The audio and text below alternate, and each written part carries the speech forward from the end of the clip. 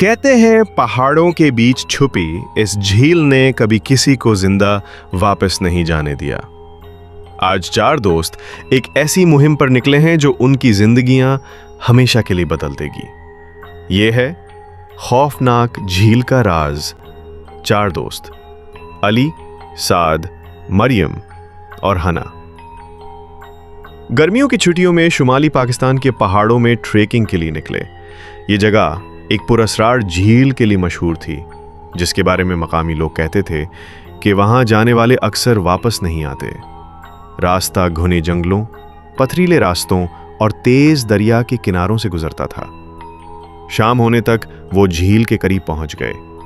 सूरज की आखिरी किरणें पानी पर पड़ रही थीं और झील का पानी सुर्ख रंग में डूबता नजर आ रहा था। जैसे ही वो खेमा लगाने लगे, अचानक जंगल से सरसराहट की आवाज आई। हना ने दरख्तों के बीच एक साये को हरकत करते देखा। अली ने टॉर्च जलाई, लेकिन रोशनी झील की सतह पर अजीब सी चमक से टकराकर वापस आ गई। रात गहरी होते ही झील से धुंध उठने लगी। साद ने कहा, यह जगह ठीक नहीं लग रही, हमें वापस जाना चाहिए।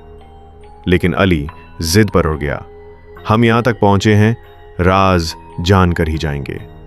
जैसे ही वो पानी के करीब गए, झील के बीचों बीच एक पुरअसरार पत्थर की मूरत नजर आई। अचानक झील में हलचल हुई और मूरत की आंखें सब्ज रोशनी से चमकने लगीं। पानी से एक लंबा सा हाथ निकलकर अली को पकड़ने लगा। सब दोस्त चीखते हुए भागे।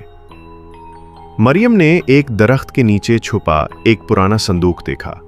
जब उसने खोला तो अंदर लकड़ी की बनी एक छोटी कश्ती और एक पुराना नक्शा था, जिस पर झील से निकलने का खुफिया रास्ता बना था। उन्होंने नक्शे की मदद से झील के किनारे के नीचे मौजूद एक सुरंग से फरार हासिल किया।